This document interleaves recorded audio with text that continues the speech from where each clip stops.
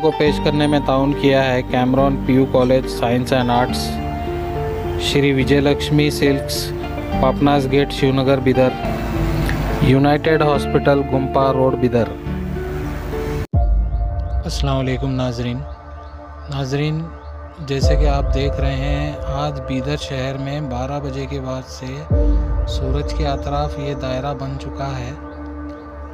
शायद हो सकता है नज़ारा ये सारे हिंदुस्तान में दिखेगा, पता नहीं।